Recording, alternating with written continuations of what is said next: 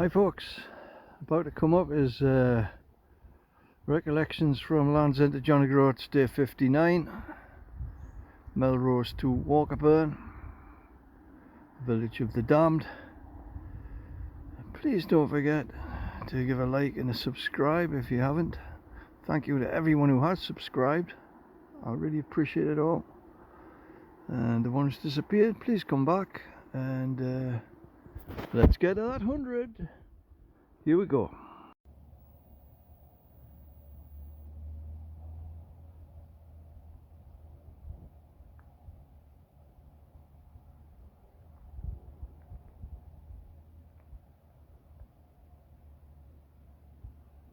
It's what you call contentment.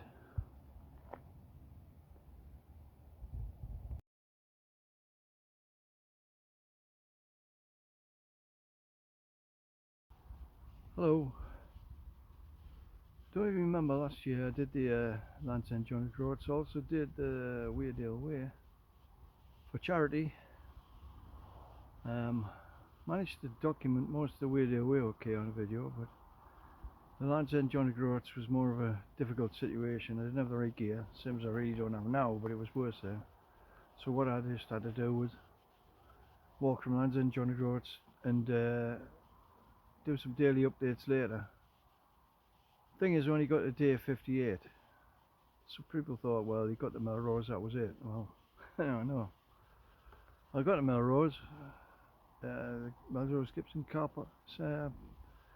caravan park, tent park, not cheap, but very nice, tidy, and very, very handy for Melrose.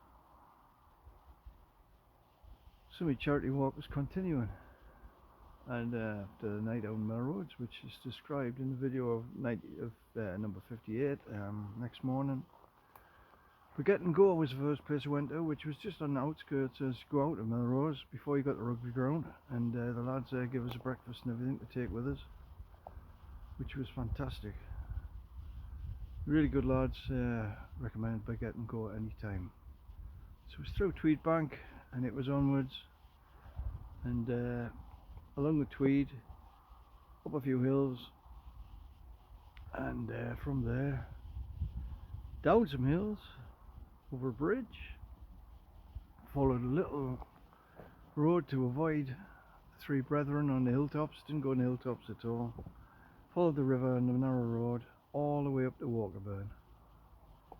Now on the way I met a lass whose dog had been attacked by somebody else's dog, a Scotch girl, who wasn't very happy. That was the number one thing I think, right? I ended up camping in the on the rugby pitch at Walkerburn. I went out to watch the football match. Euros were on. I can't remember who was playing. I believe it could have been Spain. And everything that happened in that night was unreal. A guy in there had a few beers, and I was a bit of a stranger. I was a bit worried.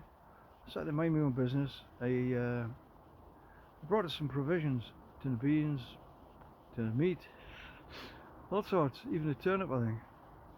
Which I thought, bloody hell, what am I going to do all this? But never mind, I wasn't going to argue. A bit later on, after he went out, he came back with a log.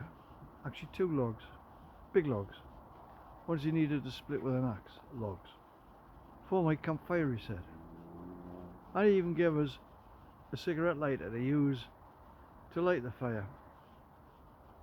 By now everybody in the pub, when he wasn't looking, were pissing themselves laughing. I was trying not to. The barman had fallen behind the bar laughing. The barman was from Southampton.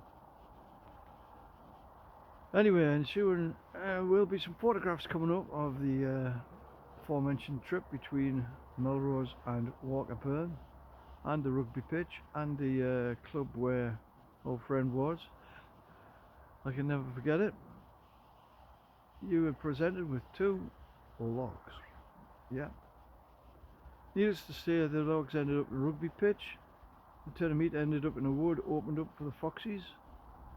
The beans got eaten. The rest all went too. Never mind. Hell of a night. Enjoy the videos.